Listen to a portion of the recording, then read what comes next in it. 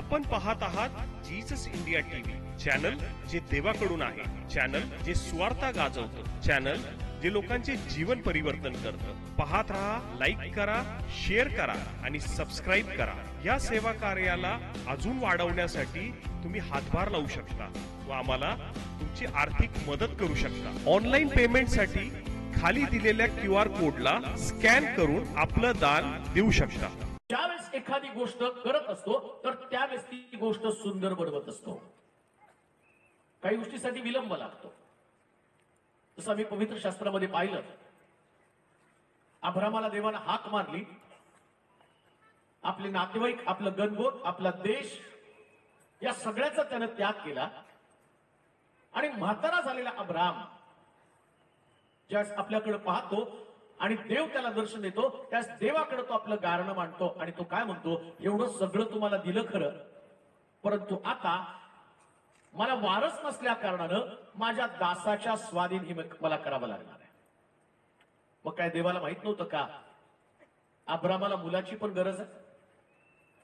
देवाला माहित नव्हतं का सारेला आई बनवावं हे देवाच्या डोक्यामध्ये आलं नाही का? आमचा देव एवढा निर्बुद्ध आहे का? त्याला बुद्धी नाही का? मग तरी प्रभूनं त्याला 80 वर्षाचा असताना आशीर्वाद दिला आणि 100व्या वर्षी तो बाप बनला। 80 वर्षाचा असताना आशीर्वाद दिला आणि 20 वर्ष या देवानं त्याला इसाकाची वाट पाहायला लावली। हा प्रश्न निर्माण होतो, देवानं इसाकाला ताबडतोब अब्रामाला का देऊन टाकलं नाही? बऱ्याच गोष्टी आमच्या जीवनामध्ये तशाच आहे। आम्ही प्रभूकडे येण्याचं कारणच काय? काहीतरी आम्हाला मिळवायचं असतं, काहीतरी आमच्या जीवनामध्ये प्रभूनं करावं अशी अपेक्षा असते, परंतु कित्येक वेळा आमच्या प्रार्थना फळाला येत नाही। मग आम्ही देवाला दोष देतो, आम्हाला असं वाटतं का घडत नाही? आणि आज त्याचं कारण आम्ही जाणणार आहोत। का प्रभू आमच्या जीवनामध्ये ज्या गोष्टी आवश्यक आहे त्या आम्हाला त्वरित का देत नाही, लवकर का देत नाही? किंवा प्रभू आमच्या जीवनामध्ये उपस्थित असतो, आमचं तारण झालं, आम्ही ख्रिस्ताला स्वीकारलं, आमचे नातेवाईक, आमचे गणगोत, आमचा देश, आमचे लोक आम्ही सोडले आणि जिवंत देवाला आम्ही अनुसरलो, मग तरी सुद्धा येशू आमच्या परिवारात, आमच्या मंडळीमध्ये, आमच्या घरामध्ये असताना काहीतरी आमचं हरवलेलं आहे किंवा काहीतरी आमचं संपलेलं आहे। एक वचन आपण वाचणार आहोत, त्यानंतर आपल्याला समजेल। योहानाचं शुभवर्तमान आणि त्याचा 2रा अध्याय आणि त्याची 1 पासून काही वचनं वाचूया। योहानाचं शुभवर्तमान 2रा अध्याय 1 पासून काही वचनं। नंतर 3ऱ्या दिवशी गालिलातील काना येथे एक लग्न होते आणि येशूची आई तेथे होती। येशूची आई तेथे होती। येशूला व त्याच्या शिष्यांनाही लग्नाचे आमंत्रण होते। लग्नाचं आमंत्रण होतं। मग द्राक्षरस संपला। तेव्हा येशूची आई त्याला म्हणाली, त्याच्याजवळ द्राक्षरस नाही। त्यांच्याजवळ द्राक्षरस नाही। येशू तिला म्हणाला, बाई यांच्याशी तुझा माझा काय संबंध? याच्याशी तुझा माझा काय संबंध? माझी वेळ अजून आली नाही। त्याची आई चाकरांना म्हणाली, हा तुम्हाला जे काही सांगेल ते करा।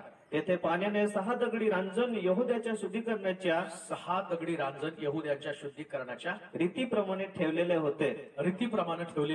त्यात दोन 3 मन पाणी मावेल असे ते होते। येशू त्यांना म्हणाला, रांजण पाण्याने भरा। आणि ते त्याने काठोकाठ भरले। मग त्याने त्यांना सांगितले, आता त्यातले काढून भोजन कारभार्याकडे न्या। तेव्हा त्यांनी ते नेले। द्राक्षरस बनलेले पाणी भोजन कारभार्याने जेव्हा चाखले, तो द्राक्षरस कोठला आहे हे त्याला ठाऊक नव्हते। पण पाणी काढणाऱ्या चाकरांना ठाऊक होते। तेव्हा भोजन कारभारी वराला बोलवून म्हणाला, प्रत्येक मनुष्य पहिल्याने चांगला द्राक्षरस वाढतो आणि लोक यथेच्छ प्याल्यावर नीरस वाढतो।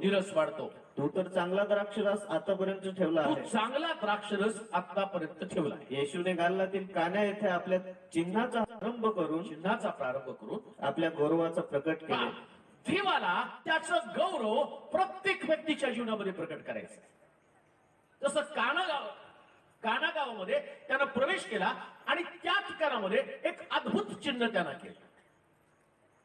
आता प्रश्न असा उपस्थित होतो, या काना गावातल्या लग्नामध्ये मरीला निमंत्रण आहे, येशूला निमंत्रण आहे, येशूच्या शिष्यांना निमंत्रण आहे.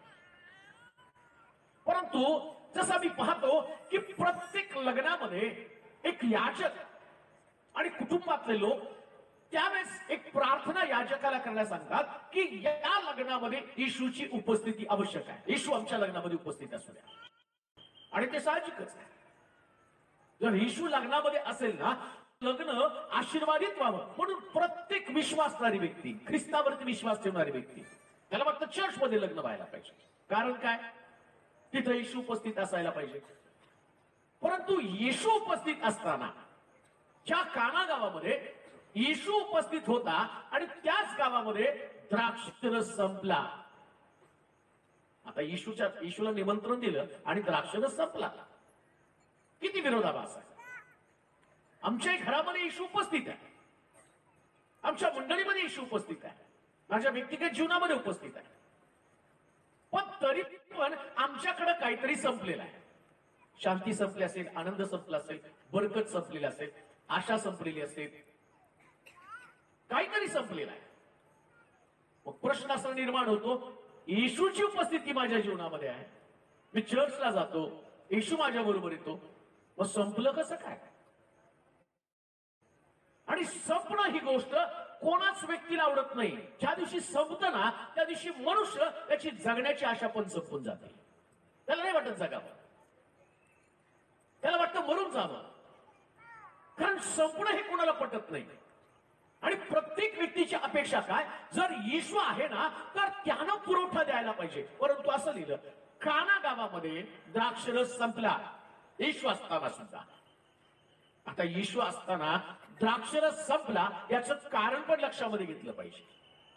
तुमच्या जीवनामध्ये येशू आहे, पण तरी संपण्याचा अनुभव तुम्हाला आलेला आहे. काहींची नोकरी हातात आलेली परत निघून गेलेली, काही घराचं बांधकाम काढलेलं असतं, त्यांचा पैसा संपलेला असतो, प्रार्थनापूर्वक काही लोकांचे घराचे पैसे घेऊन घर बांधणारा निघून गेलेला असतो. तुम्ही तर जाऊन सुरुवातीला पहिलं काम चालू करताना तिथे येऊन पाळत प्रार्थना करून गेलेलं आहे. तुमचं घराचं काम संपलेलं आहे, थांबलंय त्या ठिकाणामध्ये. का संपलं?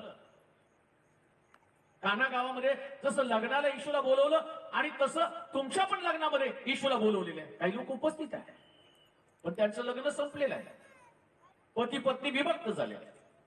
कित्येक लोकांचे कॉल येतात, त्यांनी सांगितलं, माझ्या नवऱ्याने फसवून मला माहेरी पाठवून दिलं आणि तो दुसऱ्या स्त्री बरोबर राहतो, माझं लग्न संपलेलं आहे. त्यांची लेकरं त्यांना सोडून निघून गेलेली आहे. प्रार्थनापूर्वक असणारे लोक, परंतु तरी सुद्धा त्यांच्या जीवनामध्ये संपलेलं आहे काहीतरी. आणि का संपलं?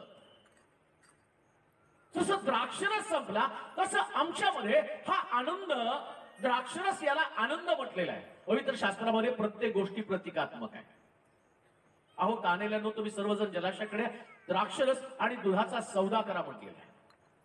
दूध म्हणजे समृद्धी आहे आणि द्राक्षरस म्हणजे आनंद आहे. आणि आज आमच्या परिवारामध्ये किंवा मंडळीमध्ये आनंद संपलेला आहे. कधी कधी मिनिस्ट्रीत मधला पण आनंद संपतो, सेवा करता करता आनंद निघून जातो. तो कठीण काळ सुरू होतो की ज्या कठीण काळामध्ये कोणत्या सेवकाला असं वाटत नाही की त्याची मिनिस्ट्री कठीण काळामध्ये असावी. आणि लक्षात घ्या, संपणं ही गोष्ट इतकी भयानक आहे ना, संपण्याची भयानकता शास्त्र वाचल्याशिवाय तुमच्या लक्षामध्ये येणार नाही. ऐका,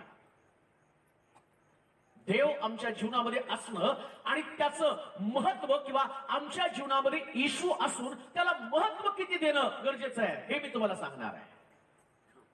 आणि येशूचं त्या काना गावामध्ये असताना द्राक्षरस संपल्यावरती ज्यावेळेस मरिया येशूकडे गेली आणि त्या येशूला सांगती द्राक्षरस संपला, तर येशू पहिला शब्द तिला वापरतो, बाई याच्याशी तुझा माझा काय संबंध आणि माझी वेळ अजून आली नाही. विनंती मरिया घेऊन गेली जिने जन्म दिलेला आहे. येशूची आई येते आणि येशूनं कधीच त्याच्या आईचं मागणं मान्य केलं नाही, कधीच नाही.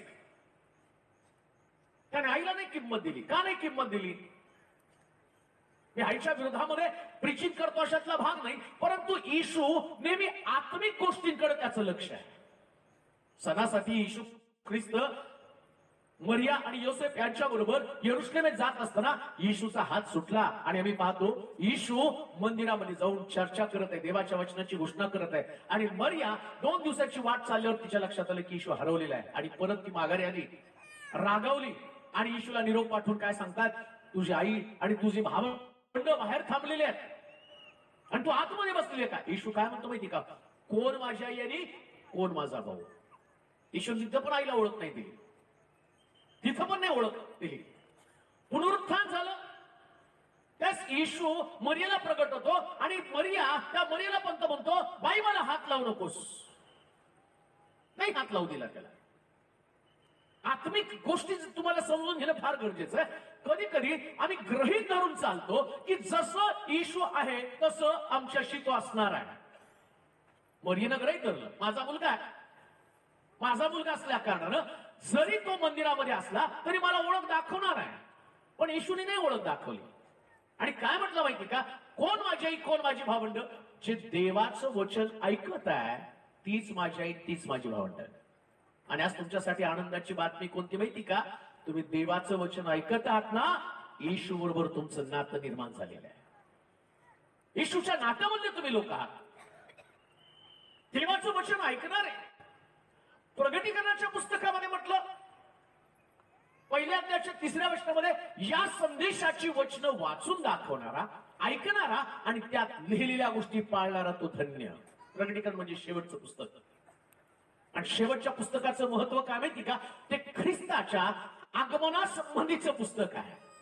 आणि या आगमनासंबंधीच्या पुस्तकामध्ये जगाच्या घडामोडी, कोण स्वर्गामध्ये कोण नरकामध्ये असणार आहे याच्या संबंधानं दिलेलं प्रगटीकरणाचं पुस्तक. पण सुरुवात जर त्याची तुम्ही पाहिली ना, तर सुरुवातीला असं म्हटलं, या संदेशाची वचनं वाचून दाखवणारा, ऐकणारा आणि त्यात लिहिलेल्या गोष्टी पाळणाऱ्या. कधी कधी आम्ही प्रगटीकरणावर जास्त जोर देतो. आम्हाला वाटतं प्रगटीकरण प्रगटीकरण. अहो, प्रगटीकरण नंतर पहिलं काय माहिती का, वचन ऐकायचं, वाचायचं आणि पाळायचं, मग प्रगटीकरणाकडे जायचं, मग प्रगटीकरण आहे. पण वचन वाचत नाही, वचन ऐकत नाही, वचन पाळत नाही, मग तुम्हाला प्रगटीकरण काय समजणार आहे. प्रगटीकरण तुम्हाला समजल्यानंतर तुम्ही आणि घाबरता, भीती तुमच्यामध्ये निर्माण होते. सुरुवातच प्रगटीकरणाची कशामध्ये आहे. देवाचं वचन वाचा, देवाचं वचन ऐका आणि नुसतं ऐकायचं आणि वाचायचं, पण सुरू नाही, लिहिलेल्या गोष्टी जशा आहेत तशा पाळायच्या. काकू त्याच्यामध्ये करायचं नाही. म्हणून त्यांनी मरियेला ओळखच दाखवली नाही ना, कोण माझी आई कोण माझी भावंड. देवाचं वचन ज्या लोकांना ऐकायला आवडत नाही, ज्या लोकांना देवाच्या वचनाकडे लक्ष नाही, मुख्य भाग जो त्याच्यामध्ये असं म्हटलं, तो म्हटला अजून माझी वेळ आली नाही. यावर मी तुम्हाला जास्त जोर देणार आहे. माझी वेळ अजून आली नाही. आता प्रभूची वेळ नेमकी कोणती. प्रत्येकाला तर चमत्कार आवश्यक आहे, बदल आवश्यक आहे, शरीरात बदलाची गरज आहे. यादवीकरण भरलेलं शरीर आहे. कुटुंबात बदलाची गरज आहे. कुटुंबामध्ये दुःख आहे. मनुष्य मरणाकडे चाललेला आहे. तरुण बेकारीची समस्या आणि त्याच्या जीवनामध्ये व्यसनामध्ये तो अडकलेला आहे. घरामध्ये पती व्यसनात अडकलेला आहे. संघर्ष चालू आहे. आणि अशा संघर्षामध्ये आम्हाला वाटतं की देवानं काम केलं पाहिजे. आणि प्रभू काय सांगतो माहिती का, अजून माझी वेळ आली नाही. मग वेळ कधी देवाची. नेमकं देवाला काय म्हणायचं, येशूला काय म्हणायचंय. आम्ही तर आमच्या प्रार्थना घेऊन आलो. आम्ही म्हणतो चर्चला जातो, पण घरातली परिस्थिती बदललेली नाही. चर्चला जातो पण आमच्या घरामध्ये बरकत नाही. पुष्कळ लोकांच्या जीवनामध्ये ती समस्या आहे. पुष्कळ लोकांच्या जीवनामध्ये. आता काही तुमच्यामधल्या काही लोकांच्या साक्षी मी ऐकल्या. प्रभूनं कसं त्यांना आशीर्वादित केलं, भारावून गेलो की प्रभू कशा पद्धतीने काम करत आहे. पण काही लोक अजून वेटिंग वरती आहे. अजूनही त्यांना अपेक्षा आहे की प्रभूनं माझ्या जीवनामध्ये तो चमत्कार केला पाहिजे. जे चमत्कार जगामध्ये घडत आहे, ज्या चमत्काराच्या द्वारे देव आपलं अस्तित्व लोकांना दाखवत आहे, हा चमत्कार माझ्या जीवनात का घडत नाही. तो म्हणतो माझी वेळ अजून आली नाही. देवाची वेळ नेमकी कोणती आहे. सुरुवात कशी होणार आहे देवाची वेळ यायला. आणि सुरुवात करतानाच इथं आम्ही पाहतो काना गावामध्ये येशू गेला. परत वाचा ते वचन, 3रं वचन. मग द्राक्षरस संपला. मग द्राक्षरस संपला. तेव्हा येशूची आई त्याला म्हणाली, येशूची आई त्याला म्हणाली, त्याच्याजवळ द्राक्षरस नाही. पहा, पहिली गोष्ट ऐका बरं का, जेव्हा तुमच्या जीवनामध्ये काहीतरी संपतं ना, ती वेळ देवाची वेळ आहे. आमीन म्हणाल का? काही संपलं पाहिजे हो. देव कोणत्या वेळी काम करतो माहिती का? जेव्हा तुमचं संपतं. तुमचं संपलं नाही ना, मग देव काम करत नाही. मग संपायला पाहिजे. इथं द्राक्षरस संपला, आमच्या घरातलं भांडण संपायला पाहिजे. कधी काम करणार? आमच्या घरात भांडण आहे, आमच्या घरामध्ये वादविवाद आहे, आणि आम्ही काय म्हणतो, येशू द्राक्षरस संपला काम करतो म्हणलं, अजून माझी वेळ आली नाही. घरात भांडण चालू आहे, जीवनामध्ये व्यसन चालू आहे, तो दारू पितो. पुष्कळ लोकांना काय वाटतं, जशा परिस्थितीमध्ये मी आहे ना, तशा परिस्थितीमध्ये देवानं मला आशीर्वादित करावं, त्याच परिस्थितीमध्ये आशीर्वादित करायला पाहिजे. मग येशू काय म्हणतो माहिती का, अजून माझी वेळ, का तर तुझं व्यसन चालू आहे, तुझा व्यभिचार चालू आहे, तुझे वादविवाद चालू आहे, तुझी ईर्ष्या चालू आहे, तुझं अशुद्ध जीवन चालू आहे. आणि एक गोष्ट ध्यानात ठेवा, जोपर्यंत संपत नाही ना, तोपर्यंत देव काम करत नाही. ती वेळ कोणती प्रभूची? इकडं द्राक्षरस संपला. आता द्राक्षरस संपल्याशिवाय येशू तिथे येणार आहे का? आता द्राक्षरस संपला, मग त्या लोकांनी पण काय केलं, संपल्याबरोबर पहिल्यांदा मरियेकडे गेले, येशूकडे नाही गेले. काही लोक संपल्यावर दुसरीकडे कुठंतरी जातात, दुसरा मार्गदर्शक शोधतात. त्यांना असं वाटतं येशूकडे गेल्यावर आणि आम्हाला बदलावं लागेल, येशूच्या सूचना ऐकाव्या लागतील, मग कुणाकडे जायचं? मरियेकडे गेले. लक्षात घ्या, ज्या दिवशी सगळं काही संपतं ना, त्या दिवशी प्रभू चमत्कार करायला सुरुवात करतो.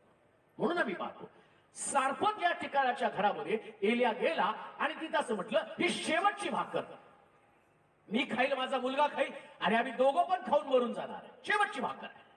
आणि तेवढ्यात एलिया तिथं गेला. संपण्याचा अनुभव तुम्हाला देवाच्या चमत्काराच्या घेऊन जात असतो. कदाचित आज रात्री तुमचं काहीतरी संपलेलं असेल, काहीतरी संपण्याच्या लागास आलेलं असेल, शेवटची गोष्ट असेल, शेवटची घटना असेल. तुम्हाला अशा प्रकारच्या अनुभवामध्ये जावं लागत असेल की त्या अनुभवामध्ये तुम्हाला कळतं याच्या पलीकडं आता काहीच घडू शकत नाही, पण तेव्हाच येशू आणि तुमच्या जीवनामध्ये काम करणार आहे. शास्त्र सांगतं माझी वेळ अजून आली नाही. कोणती वेळ आहे? ज्या दिवशी द्राक्षरस संपला त्या दिवशी ती वेळेला सुरुवात झाली चमत्काराला. सारपत या ठिकाणच्या घरामध्ये आम्ही पाहतो, एलिया म्हटला, बाई तुझ्यासाठी भाजू नको, मुलासाठी भाकर भाजू नको, माझ्यासाठी भाकर भाजून आण. तिने भाकर भाजली, शेवटची भाकर एलियाला देऊन टाकली. मुलाच्या तोंडाकडे बघती, एलियाच्या तोंडाकडे बघती, तिला कळतं भाकर जर एलियाने खाल्ली तर माझा मुलगा मरणार आहे, आणि जर भाकर एलियानं खाल्ली एलिया वाचेल, पण मी मरणार आणि माझा मुलगा मरणार आहे. भाकर संपेपर्यंत एलियानं तिला आशीर्वाद दिला नाही. एलियानं भाकर खाल्ली, तिच्या काठवटीतलं पीठ संपलं, तिचं तेलाचं भांड रिकामं झालं, काटक्या 2 आणल्या त्या पण संपल्या. आता सगळं संपल्यावर एलिया काय म्हणतो माहिती का, तुझी काठवत घेऊन ये. आणि मग तिने तिची काठवत घेऊन आली, तिची काठवत घेऊन आली, तुझं भांड घेऊन ये. आणि एलियानं काय केलं, तिच्या काठवटीतल्या पिठाला आशीर्वाद दिला, तेलाला आशीर्वाद दिला. आणि शास्त्र सांगतं हे पीठ आणि हे तेल 3.5 वर्ष पुरलं. 3.5 वर्ष पुरलं. जेव्हा संपतं ना, त्या देव चमत्काराला सुरुवात करतो. ऐका, एक दिवशी तुम्हाला सगळं संपवावं लागतं. तुमचा काम, तुमचा पुरवठा, तुमचं शिक्षण, तुमचा अनुभव, ज्या पद्धतीने तुम्ही चालता ना, आणि ती तुमची विचाराची पातळी पण तुम्हाला संपवावी लागते. तो देव आहे. देवाला सगळं काही संपवावं लागतं. तुम्हाला माहिती का, उत्पत्तीच्या पुस्तकामध्ये असं लिहिलं, सृष्टी निर्माण करताना तिथे असं म्हटलं, पृथ्वी आकारविरहित आणि शून्य होती, शून्य झाली होती. आणि पृथ्वीला नंतर देव म्हटला आकाश हो, आणि आकाश झालं. शून्य झाल्यावर, संपल्यावर, चालू असताना देवाने निर्माण केलं. आज कदाचित तुमचा अनुभव तोच असेल, सगळं काही तुमचं संपलेलं असेल, पण तो माझी अजून वेळ आली नाही. तुम्ही म्हणून सगळं संपलं, मग अजून कधी प्रभूची वेळ येणार आहे? आता संपल्यावर लगेच प्रभू काम करतो का? संपण्याचा अनुभव हा इतका जटिल आणि इतका कठीण असतो. तो अनुभव एकदा वाचूया. 2 राजे 6 अध्याय 24 पासून 29 पर्यंतची वचनं. दुसरे राजे 6वा अध्याय 24 ते 29 पर्यंतची वचनं. कसं संपण्याचा प्रसंग किती भयानक आहे. दुसरे त्यानंतर अरामाचा राजा आरामाचा राजा बेन हदाद याने आपले सर्व सैन्य बेन हदाद यानं आपले सगळे सैन्य एकवट करून शोमरोनावर स्वारी करून शमरोनावर स्वारी करून त्यास वेढा घातला. तेव्हा शोमरोनात जबर महागाई झाली. वेढा एवढा भारी पडला होता की गाढवाच्या एका मुंडक्यास गाढवाच्या एका मुंडक्यास 80 रुपये 80 रुपये आणि कबुतराच्या विष्टेस कबुतराच्या पावशेर विष्ठेस 5 रुपये पडू लागले. 5 रुपये पडू लागले. इस्रायलाचा राजा तटावर फिरत असता एका स्त्रीने ओरडून त्यास म्हटले, एका स्त्रीनं ओरडून त्यास म्हटलं, अहो स्वामीराज, आम्ही अहो स्वामीराज, सहाय्य करा. तो म्हणाला, परमेश्वर तुला सहाय्य करीत नाही. परमेश्वर तुला सहाय्य करीत नाही तर मी कोठून करू. खळ्यातून किंवा द्राक्ष कुंडातून. राजाने तिला विचारलं, तुला काय झाले. तिने उत्तर दिलं. ही स्त्री मला म्हणाली, तुझा मुलगा दे. म्हणजे आपण आज त्याला खाऊ आणि उद्या माझ्या मुलास खाऊ. माझा पुत्र शिजवून आम्ही खाल्ला. पण दुसऱ्या दिवशी मी हिला म्हटलं, तुझा पुत्र दे म्हणजे आपण त्यास खाऊ. तेव्हा हिनं आपला पुत्र लपवून ठेवला. काय संपल्यावर किती भयानक आहे पहा. काना गावामध्ये द्राक्षरस संपला. येशू तिथं उपस्थित होता. येशू म्हणतो अजून माझी वेळ आली नाही. इकडं शमरोनामध्ये धान्य संपलं, दुष्काळ पडला. ऐका, संपण्याचा अनुभव याच्याविषयी मी तुम्हाला सांगते. एक दिवशी ज्या गोष्टी आज तुम्ही ऐकणार आहात ना, त्या गोष्टीकडे जर तुमचं लक्ष नसलं ना, तुम्ही या संपण्याच्या अनुभवामध्ये येणार आहात. इशू होता कानागावात, इशू होता. तुमच्या जीवनात पण इशू आहे. इशू आहे म्हणूनच तुम्ही या ठिकाणामध्ये आलेला आहे. हे ठिकाण लांब आहे, तरी पण तुम्ही आला या ठिकाणामध्ये. कानागाव पण लांब होतं, इशू तिथं पोहोचला. तुम्ही पण आहात तिथं. पण एकदा येशू तुमच्यामध्ये असताना सुद्धा ज्या दिवशी तुम्हाला संपण्याचा अनुभव येईल ना, आणि तुमचं संपण्याकडे लक्ष नसेल, तर संपणं इतकं भयानक असतं ना. शमरोनामध्ये सगळं धान्य संपलं, देवानं त्यांची मदत करण्याचं सोडलं आणि परिस्थिती आता लोकांना खायला नाही, तर 2 स्त्रिया त्या एकमेकांशी चर्चा करताना काय म्हणतात माहिती का, आता खायलाच काय नाही तर काय करू, आज रात्री तुझा मुलगा शिजवून खाऊ. खायलाच काय नाही, काय खाणार आहे. आणि शास्त्र सांगतं त्यातल्या एका स्त्रीनं तिची गोष्ट ऐकली आणि दोघींनी मिळून मुलगा कापला आणि शिजवून खाल्ला. इतकी भयानक परिस्थिती संपल्यावर असते. आणि दुसऱ्या दिवशी ती काय म्हणते माहिती का, आज माझा मुलगा खाल्ला, आता उद्या तुझा मुलगा. कल्पना करू शकता तुम्ही, मुलगा खाण्याची वेळ येते. मुलाला चिरायचं, कोंबडी कापल्यासारखं कापरून त्या पाण्यामध्ये उकळायचं आणि शिजवून खायचं. इतकी भयानक परिस्थिती होऊ शकते. इशू असताना पण हा अनुभव तुम्हाला यावा अशी तुमची अपेक्षा आहे का? अशा प्रकारचं संपूर्ण तुमच्या जीवनामध्ये यावं असं तुम्हाला वाटतं का? लक्षात ठेवा, जास्त काळ प्रभू तुमच्याकडे त्या अवस्थेमध्ये तुम्हाला ठेवत नाही ज्या अवस्थेमध्ये तुम्ही अपेक्षा करत आहात. चांगलं आरोग्य तुमच्यामध्ये, लेकरं चांगली आहे, नवरा चांगला आहे, घर चांगलं आहे, मंडळी चांगली आहे, पगार चांगला आहे, सगळं चांगलं आहे. आणि काना गावात जसा इशू आहे तसा इशू तुमच्यामध्ये पण आहे. त्याच्यानंच तुम्हाला सगळं मिळालं ना. पण काय झालं माहिती का, काना गावात इशूला बोलवलं आणि काना गावात इशूला बोलवल्यावर या इशूकडे कुणी लक्षच द्यायला तयार नाही. द्राक्ष संपल्यावर सगळे मरीकडे गेले ना सगळे. मग इशूला कशाला बोलवलं तुम्ही? जर लक्ष तुमचं मरियेकडे आहे, मग इशूला कशाला बोलवलं तुम्ही? लाजरसच्या घरामध्ये इशू गेला, मरिया इशूच्या चरणाजवळ बसली, वचन ऐकायला लागली. मार्था आपल्या कामामध्ये व्यस्त आहे आणि मार्था इशूला काय सांगते माहिती का, प्रभूजी त्या ठिकाणामध्ये तुमच्या या मरियेला सांगा, कारण ही सगळं नुसतं तुमच्या चरणाजवळ बसून जीवनाचं वचन ऐकत आहे, तर ती घरातल्या कामकाजामध्ये लक्ष तिचं नाही. त्यास येशू तिला काय म्हणतो, मारते तू बहुत गोष्टीची चिंता व दगदग करते. मरियेनं चांगला वाटा निवडला. कोणता चांगला वाटा? माझ्या चरणाजवळ बसून जीवनाचं वचन ऐकलं. काय महत्वाचं आहे जीवनामध्ये? लग्नामध्ये येशूला बोलवलं, पण द्राक्षरस संपल्यावर सगळ्यांचं लक्ष मरियेकडे गेलेलं आहे. आज तुम्ही आहात, तुमचं लक्ष, तुमचा उद्देश, तुमचं ध्येय काय? किती कॉन्सन्ट्रेशन तुम्ही येशूवरती केलेलं आहे? किती लक्ष तुमचं येशूकडे गेलेलं आहे? तुम्ही जाता चर्चमध्ये, ठीक आहे, तुम्ही चर्चमध्ये जाता, पण लक्ष कुठे आहे? येशूकडे लक्ष गेलं. चर्चमध्ये गेल्यावर जर तुमचं लक्ष येशूकडे असेल ना, तर बाकीच्या लोकांकडे तुम्ही कधीच पाहायचं नाही. आमेन म्हणाल का? पण काय प्रॉब्लेम आहे माहिती का? विश्वासणारे लोक जातात चर्चमध्ये, पण समोरच्या व्यक्तीकडे त्यांचं जास्त लक्ष आहे. कोणी पाळकाकडेच बघतं, पाळकच बरोबर नाही. कोणी म्हणतं ती सिस्टरच बरोबर नाही.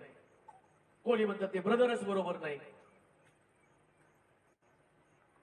सगळा फोकस तुमचा कोणाकडे? आणि काही लोक तर काय म्हणतात, पास्टर आमच्या घरी येत नाही. पास्टर नाही आला तर चालेल, पण येशू घरी असायला पाहिजे ना. येशू यायला पाहिजे ना तुमच्या घरी. तिथं निराश आहे तुम्ही. तिथं चर्चमध्ये गेल्यावर तुमच्यामध्ये सगळी द्वेष भावना आहे, अंतःकरणामध्ये एक प्रकारची कटुता आहे. आणि ती कटुता घेऊन तुम्ही सारं लक्ष एका व्यक्तीकडे तुमचा फोकस लागलेला आहे, तिथं तुम्ही पाहता. आणि या चर्चचा फाउंडर, तुम्हाला माहिती का, मंडळी स्थापन करण्यासाठी येशूला काय किंमत चुकवावी लागली, काय किंमत चुकवली, असं लिहिलंय पवित्र शास्त्रामध्ये. त्या स्त्री जन्माला घालायची होती ना, त्याच प्रभूनं आदामाला गाढ निद्रा दिली आणि त्याला त्याचं ऑपरेशन केलं. त्याच्या छातीमधली फासळी काढली, रक्त फासळी काढल्यावर आणि त्या फासळीपासून त्यानं स्त्री निर्माण केली. आता मंडळी पण ख्रिस्ताची स्त्रीच आहे. मंडळी पण ख्रिस्ताची स्त्री आहे, वधू आहे, बायको आहे. या बायकोला जन्म द्यायचा आहे. मग या मंडळीला जन्म देताना असं लिहिलं, येशूच्या कुशीमध्ये भाला बोसकला. हातामध्ये खेळ तर ठोकलेच, डोक्यामध्ये काटांचा मुकुट घातला, पाठीवरती 39 फटके मारले. एवढं करून सुद्धा त्याच्या कुशीमध्ये भाला भोसकण्याचं काय? फासळी ना तिथं. या कुशीच्या जवळ फासळी आहे. आता स्त्री जन्माला येण्यासाठी आदामाला त्याला फासळी काढावी लागली, तसं मंडळी जन्माला येण्यासाठी ख्रिस्ताला आपली पण फासळी द्यावी लागली. तेव्हा चर्च अस्तित्वात आलेला आहे. चर्च कोणत्या पाळकानं स्थापन केलं नाही, ख्रिस्तानं रक्त सांडून या चर्चची स्थापना केलेली आहे. आपलं रक्त सांडलेलं आहे. मग लक्ष कुठं असलं पाहिजे? येशूकडे लक्ष लागलं पाहिजे ना. येशूकडे आमचं लक्ष लागलं पाहिजे. काना गावामध्ये येशूला बोलवलं, पण कोणाचंच लक्ष येशूकडे नव्हतं. आणि आज मंडळांची स्थिती ही झालेली आहे. जगातील मंडळांची स्थिती ही झालेली आहे. मंडळांमधले वाद, संघर्ष, कोणाचं कोणाशी पटत नाही. चर्चमध्ये गेल्यावर अंतःकरणामध्ये एक प्रकारचं निराशेचं वातावरण आहे. येशू चर्चमध्ये, पण कधी कधी चर्चमध्ये येशूला सुद्धा थांबूशी वाटत नाही. काना गावातल्या लग्नामध्ये येशू निराश झालेला होता. तो मरियेला असं म्हणतो, बाई याच्याशी तुझा माझा काय संबंध? म्हणजे त्याला राग आलेला त्या घटनेचा. कोणत्या घटनेचा? असं सहज कोणी बोलत नाही, तुझा माझा संबंध तुटला. येशू त्या ठिकाणामध्ये मरियेला तुझा माझा काय संबंध, माझी वेळ अजून आलेली नाही असं म्हणत आहे. मग हे म्हणण्यामागं त्याचं हेतू काय, त्याची मानसिकता काय आहे? कारण येशू त्या लग्नामध्ये होता, परंतु त्या लग्नामध्ये ज्या प्रकारचं वातावरण त्यांनी पाहिलं, तो म्हणतो यांनी मला बोलवलं खरं, पण एकाचं सुद्धा लक्ष माझ्याकडे नाहीये. एकाचं सुद्धा लक्ष माझ्याकडे नाही. कान देऊ नये का? त्यास प्रभूच्या घराकडे तुम्ही जाता, जेव्हा प्रार्थना तुम्ही करता, प्रभूच्या उपस्थितीमध्ये तुम्ही असता, देवाच्या संगती, देवाच्या सहवासामध्ये तुम्ही असता, त्यास तुमचं लक्ष फक्त ख्रिस्ताकडेच लागलेलं असलं पाहिजे. तोच आम्हाला घेऊन जाणार स्वर्गामध्ये. जर प्रभूच्या उपस्थितीमध्ये तुम्ही आहात, तर आमचं लक्ष जगातल्या गोष्टीकडे कसं लागू शकतं? त्यांचं सगळं लक्ष लग्नाकडे आणि मरियेकडे लागलं. आणि आम्ही पाहतो की ते मरियेकडे गेले, परिणाम काय झाला? द्राक्षरस संपलेला होता आणि येशू त्यांना म्हणतो की तुमचा माझा काही संबंध नाही. अजून एक गोष्ट तुम्हाला सांगतो, ज्या दिवशी संपत ना त्या दिवशी तुम्ही देवाला शरण गेल्याशिवाय, ऐका, सगळं संपल्यावर मर्यादा त्या लोकांना काय सांगते, हा जे काही सांगेल ते तुम्ही करा. म्हणजे शरण कुणाला जायचं? येशूला. आणि एक गोष्ट ध्यानात ठेवा, जर तुमचं संपलं आणि तुम्ही तसंच थांबला, म्हणून तुम्हाला मुद्दामून तो आणि त्या राजाचं पुस्तक वाचायला लावलं, त्या दुसऱ्या राजाच्या 6व्या अध्यायाच्या 24 पासून 29 पर्यंतच्या वचनामध्ये तुम्हाला वाचायला लावलं. काय झालं माहिती का? शमुर्णामध्ये दुष्काळ पडला ना, दुष्काळ पडल्यावर एवढी जबर महागाई झाली, पण लोक देवाला शरण जायला तयार नाही जायला तयार शरण. आणि देवाने त्याची भयानकता वाढवली. जेव्हा सगळं संपतं ना त्या दिवशी आमच्या समोर दुसरं ऑप्शन नाही, दुसरा पर्यायच नाहीये. हे मला शरण गेलंच पाहिजे. शरण नाही गेलं तर परिणाम काय होणार आहे? भयानकता वाढणार आहे. त्याच्या अगोदर हे लोक कबुतराची विष्ठा आणि गाढवाचं डोकं खात होते. कबुतराची विष्ठा, कबुतराचं शेण खायला, आणि ते पण 5 रुपये पावशेर.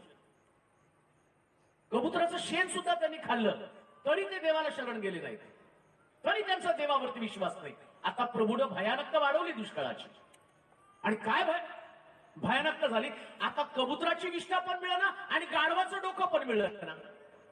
मग ते म्हणले खायचं काय? एवढे दिवस कबुतराची विष्ठा खात होतो, गाढवाचं डोकं खात होतो, आता बाजारामध्ये आता गाढवाचं डोकं पण नाही आणि कबुतराची विष्ठा पण नाही, शेण पण मिळायला तयार नाही खायला. कसलं भयानक असेल बघा. देव ज्या हात काढतो ना त्याची तीव्रता वाढवतो, कमी करत नाही बरं का. देवाला शरण जाणं इतकं महत्वाचं आहे ना, योग्य समयी निर्णय घेणं फार गरजेचं आहे. प्रभू मी चुकलो, हा दुष्काळाचा सामना मी करत आहे, कमतरतेचा सामना मी करत आहे, आणि त्या परिस्थितीमध्ये आम्ही पाहतो हे लोक शरण गेले नाही. मग परमेश्वराने सांगितलं यांचं सगळं बंद करून टाका, आता खाऊ द्या एकमेकांच्या लेकरांना. ऐका बरं का,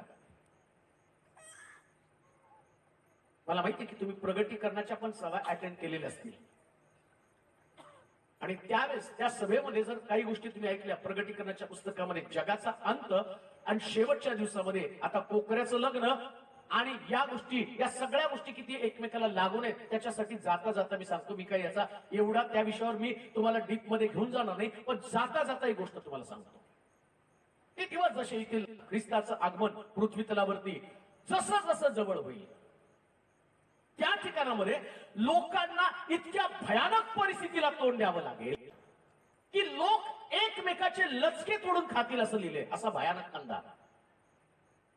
म्हणजे देव ज्या दिवशी कृपा काढून घेईल ना त्या दिवशी या जगाची परिस्थिती इतकी भयानक, इतकी कमतरता त्याच्यामध्ये असेल, इतकी कमतरता त्याच्यामध्ये असेल की लोक एकमेकाला मारून खायला सुद्धा आणि विसरणार नाही, किंवा एकमेकाला मारून खाणं पण सोडून देणार नाही, आणि त्यांना त्या प्रकारचा सामना करावा लागेल. म्हणून तो काय म्हणतो माहिती का, त्या कृपेच्या काळामध्ये तुम्ही आहात ना तोपर्यंत प्रभूला शरण जा आणि त्याच्याबरोबर उचलले जा. आम्ही कृपेच्या काळामध्ये आहोत, पण या कृपेच्या काळामध्ये खरंच आम्ही कृपेचा वापर करत आहोत का, हा मोठा प्रश्न आहे. देवाची कृपा आहे तुमच्याबरोबर. सभा तुम्ही एवढ्या लांबून इथे येऊ शकता, एक दिवशी कृपा निघून जाईल ना, उघडपणे तुम्हाला बायबल सुद्धा वाचता येणार नाही, उघडपणे तुम्हाला प्रार्थना सुद्धा करता येणार नाही, उघडपणे तुम्हाला चर्च मध्ये सुद्धा जाता येणार नाही, जर लोक उचलले गेले, विश्वासणारे निघून गेले. त्यावेळची परिस्थिती मी तुम्हाला सांगतो. आहे येशूची उपस्थिती तोपर्यंत दखल घ्या, तोपर्यंत त्याला शरण जा. आपली ताकद, आपली बुद्धिमत्ता, आपलं ऐश्वर्य, आपलं राहणीमान, आपलं जीवन, आपली नोकरी लागणार फक्त त्याच्या समोर. ज्याच्या समोर तुम्हाला उभं राहायचं तो जजमेंट आहे.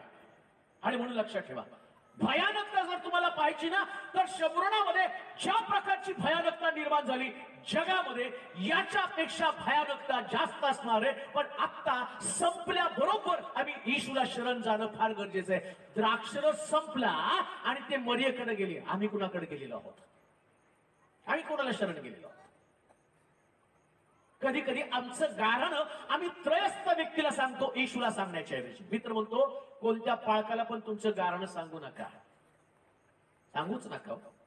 पाळकाचं तुमचं पटत असेल तर ठीक आहे, नाही तो सगळ्या गावभर दौंडी पेटवायला पण कमी करणार नाही. मी पण पाळक आहे, मला माहिती आहे. पाळकाचं बरं असेल तर चांगली गोष्ट आहे. कधी कधी पाळकच म्हणतो बघितलं देवाचा तडाखा.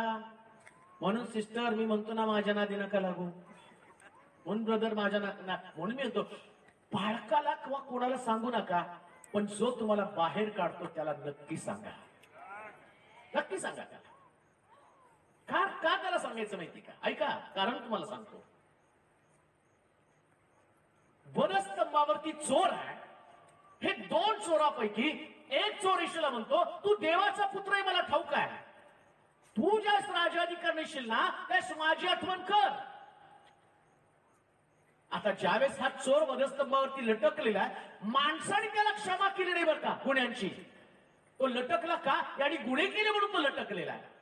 पण येशूला त्यानं त्याचं कारण सांगितल्याबरोबर येशूनं त्याच्या चुकांबद्दल काही बोलला नाही. पण तो काय म्हटला माहिती का? आज तू माझ्याबरोबर सुख लोकात असशील. सांगण्यामध्ये फरक आहे. माणसाला सांगा तो तुम्हाला गुन्हेगार ठरवून वधस्तंभावरती देईल, पण येशूला सांगा येशू तुम्हाला गुन्हेगारीतनं काढून स्वर्गामध्ये घेऊन जाईल. हे येशूला सांगण्याचा फायदा आहे. येशूला सांगण्याचा हा सगळ्यात मोठा फायदा आहे. त्या लोकांनी द्राक्षरस संपला आणि ते मरियेकडे गेले आणि मरियेला सांगितलं माझा द्राक्षरस संपलेला आहे. कोणाला सांगत आहात तुम्ही तुमची गाराणी? कोणाकडे तुम्ही आपलं मागणं मांडत आहात? कोणाकडे तुमच्या कमतरता सांगत आहात? कोणाला सांगत आहात माझ्याकडे नोकरी नाही, कोणाला माझ्याकडे लेकरं नाही? असं लिहिलंय पवित्र शास्त्रामध्ये. हन्नेकडे लेकरू नव्हतं ना, ती परमेश्वराच्या मंदिरामध्ये जात होती, त्यास तिची सवत तिला चिडवत होती. तिने पण तिच्या सवतेला सांगितलं, परिणीला सांगितलं लेकरू नाही, तुझी लेकरं मला दे. आणि ती तिची लेकरं देत होती, पण ती त्याची चेष्टा करत होती. जगामध्ये ज्यावेळेस तुमच्याकडे कमतरता असतात ना, लोक तुमची चेष्टा करतात. पण ज्यावेळेस ती परमेश्वराच्या मंदिरामध्ये गेली आणि रडली ना ओक्साबोक्षी, याजकाला सुद्धा वाटलं बाई दारू पिऊन आलेली आहे. तो म्हणतो बाई मद्यानं असं होऊन कसं परमेश्वराच्या मंदिरामध्ये बसली? ती म्हटली महाराज स्वामी मी मद्य पिले नाही, मी माझं मनोगत माझं दुःख देवाला सांगत आहे. आणि परमेश्वर याजकाशी बोलला. एली याजकाला त्याने सांगितलं, म्हटलं तिला सांग परत आल्यानंतर दुसऱ्या पुढच्या वर्षी तुझ्या येशील ना तर तू रिकाम्या हाताने येणार नाही. का तर देव तुला मुलगा देणार आहे. आणि नुसता देवानं मुलगा दिला नाही, तर शमूएला सारखा सुंदर मुलगा दिला. सांगण्यामधला फरक आहे. समोर गारणं मांडता, सौती समोर गारणं मांडलं, तिने चेष्टा केली. देवाच्या मंदिरात तिनं गारणं मांडलं. या असणाऱ्या तिच्या सौतीला पनीनेला. कोणाला माहितीये का पनीनीच्या मुलाची नावं काय? मी पाळक असून मला माहिती आहे तिच्या मुलाची नावं काय. अभ्यास पण मी केला नाही, काय घेणे मला त्या पनीनीचं. पण हन्नेच्या मुलाचं नाव मला माहितीये. हन्नेच्या मुलाचं नाव शमूएल आहे. का? देव जे देतो त्याच्या समयामध्ये ते सगळ्यात भारी देत असतो. प्रिया, सगळ्यात भारी देव देतो. म्हणून जे नाही ना ते कोणाला सांगत बसू नका. हे माझ्याकडं नाही, ते माझ्याकडं नाही. ते नाही म्हणून तुमची चेष्टा करणार आहे. मला कुणीतरी फोन करून सांगितलं होतं, पास्टर आम्ही दोघं नवरा बायको लग्न करून एवढे वर्ष झालो, 12 वर्ष 13 वर्ष काहीतरी त्यांनी सांगितलं. 13 वर्ष झालं लग्न नाही. आता शेजारी सुद्धा आमची चेष्टा करू लागलेली. ते म्हणतात एवढी प्रार्थना करता, एवढं सगळं करता, आता शेजारी पाजारी पण आमची चेष्टा करायला लागलेली आहे.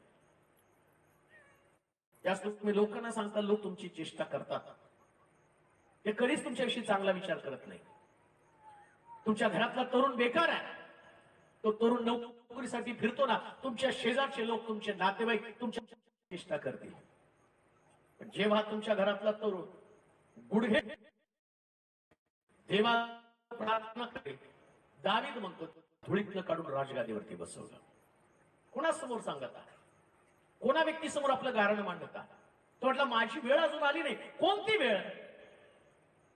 ती वेळ तुम्ही तुमचं गारणं मर्यादेसमोर मांडण्याच्या ऐवजी येशू समोर मांडता, हीच ती वेळ आहे. कधी देव तुमचं ऐकणार आहे? तुमच्याकडे काहीतरी नाही, तुम्ही कमतरताय, ती सांगतात लोकांना लेकरं नाही, लेकरं नाही, लेकरं नाही. डॉक्टरला जाऊन सांगितलं, नातेवाईकाला जाऊन सांगितलं, प्रभूनं अजून आम्हाला लेकरू दिलं नाही. काय केलं डॉक्टरनं? काय केलं नातेवाईकांना? देऊ शकले तुम्हाला लेकरू? पनीना तिच्या नवऱ्याला, हन्ना तिच्या नवऱ्याला सांगती, एल्कानाला सांगती मला लेकरू नाही. काय तो देऊ शकत, पण पनीरपेक्षा तुला दुप्पट देईल मी सगळं. आतापर्यंत तुला दुप्पट द्यायला आलो. 2 साड्या तिला एक घेतली, तुला 2 घेतल्या. तिला एक काळ्यातलं घेतलं, तुला 2 घेतले. मी तुला लेकरू नाही देऊ शकत, पण मी तुला जे तिच्या पापाजवळ आहे त्याचं दुप्पट देईल. पण देव तसं नाही म्हटला. तुझ्याकडे लेकरू नाही, मी लेकराच्या मोबदल्यामध्ये दुसरं काहीतरी तुला देतो. देवाकडे ज्या गारणं मांडताना देव लेकराच्या मोबदल्यात लेकरूच देतो प्रियांना. हे पाहिजे तेच तुम्हाला देणार. तो सबस्टिट्यूट कधी देत नाही, पर्याय कधी देत नाही. आमच्या समोर ऑप्शन नाही देत. नाही का कोण बनेगा करोडपती मध्ये अशी ती गेम असती भारी ना. जसं जसं पुढे झाल्यावर मग फोन फ्रेंड, मग आमक मग तमक, कुणाला तरी कॉन्टॅक्ट करा आणि मग त्याचं धडधड धडधड 50 लाखापर्यंत आला की तो गटांगळ्या खातो. का? कारण ते ऑप्शन कुणाला फार बुद्धिमान एखादा करोडपती होतो, बाकीचे सगळे पैसे घालून घरी निघून येतात. तसं देव तुम्हाला ऑप्शन देत नाही. देव तुम्हाला जी गोष्ट पाहिजे त्याच्यासमोर गुडघे टेकल्यावर तीच गोष्ट तुम्हाला देतो. जोरात म्हणाल का हालेलुया? जरा आम्ही देवापासून ते स्वीकारायचं असतं. ज्या गोष्टी पाहिजे ते तुम्हाला देणार. पण प्रॉब्लेम काय माहिती का? आमची वेळच अजून येत नाही. का? कारण आम्ही आमच्या नसलेल्या गोष्टीच्या दौड्या सगळीकडे पेटवत राहतो. जसं द्राक्षरस संपल्यावर काही लग्नामध्ये लोक असतात बघा, लग्नात पण असतात, मीटिंगला पण असतात बरं का. जेवण संपलं संपलं संपलं संपलं संपलं, तिथे द्राक्षरस संपल्यावर सगळे बोंबले फिरले. द्राक्षरस संपला द्राक्ष, कारण यांना यांच्या लग्नाचा बट्ट्याबोळच करायचा होता ना. त्याच्यात काही सगळे लोक चांगले येतात का? प्रत्येक व्यक्तीला काय वाटतं, माझं लग्न कसं भारी होतं, हे लग्न त्याच्यामुळे काय. अहो आमच्या लग्नात काय होतं, नुसतं मटणाचे तुकडे होते. यांच्या लग्नात काय बघा. आणि त्या दिवशी काय झालं, द्राक्षरस संपल्याबरोबर चर्चा सुरू झाली. द्राक्षरस संपला, द्राक्षरस संपला, द्राक्षरस संपला. चर्चा सुरू झाल्यावर कोणीतरी चुकीचा सल्ला दिला. ते काय म्हटलं माहिती का? मरिया आहे ना, आणि मरिया नाही, येशू चमत्कार करतो. मरिया थोडी चमत्कार करते. आणि मग ते गेले मरियाकडे. ज्या दिवशी तुम्ही तुमची फिर्याद घेऊन चुकीच्या लोकांकडे जाता, तो दिवस तुमच्या जीवनामध्ये कधीच देवाची वेळ असल्याचं सिद्ध करत नाही. तुम्ही तुमची फिर्याद कोणाकडे मांडता? काही लोक म्हणतात नाही, ते पॉवरफुल सेवक आले ना, मग त्यांच्याकडे आम्ही मांडू. सेवक पॉवरफुल नसतो, देव पॉवरफुल असतो. आम्ही म्हणाल का? कोण पॉवरफुल आहे? जोरात बोला की कोण पॉवरफुल आहे?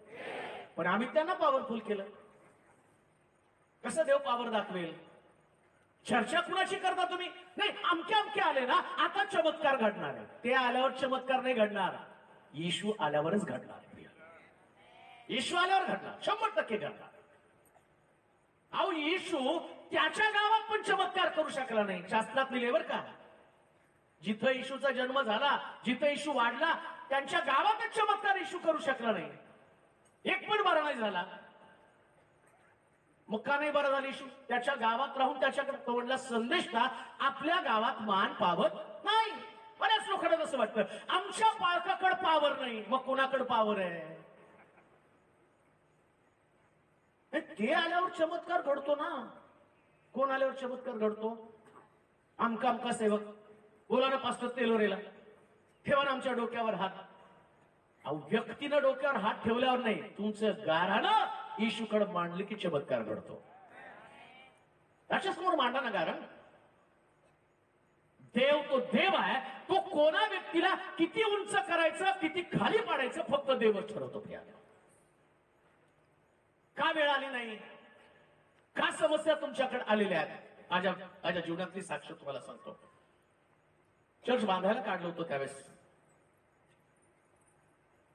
जी मंडळी आमच्याकडे होती, ती मंडळी, मला वाटतं तुम्ही सगळे लोक सगळ्यांकडे गाड्या बिड्या बघतोय, सगळ्यांकडे गाड्या. मी चर्च बांधायला काढलं तर माझ्या मंडळीमध्ये सगळ्यांकडे सायकली होत्या. सोलापूरमध्ये मी आताच बघितलं, सगळ्यांच्या घरामध्ये फिरलो आणि मी चर्चा केली. म्हटलं रे, सगळ्यांची किती भारी भारी बंगले आहेत. कोणी साध्या घरात राहत नाही. प्रत्येकाची 4 व्हीलर. आल्या आल्या आम्ही त्या गाड्या मोजल्या, सगळे 4 व्हीलर मध्ये आले. आणि चर्च करायचे ते सगळे लोक सायकलवर यायचे. कोणाकडे 2 व्हीलर नव्हती. एकच गाडी याच्या वडिलांकडे असायची, त्या निलूच्या, आणि ती पण लुना होती. आणि तेवढाच एक व्यक्ती श्रीमंत, बाकी सगळे. मी पण सायकलवर फिरायचे. आणि चर्च बांधायला काढलं, मोठं चर्च बांधायला काढलं तिथं. आणि बांधायला काढल्यावर मोठा प्रश्न पडला, मोठा कोण करणार? आणि मग मी काही पाळकांना पण बोललो की असं असं चर्च मला बांधायचं. एक पाळक त्याला दाखवलं, ही जागा घेतली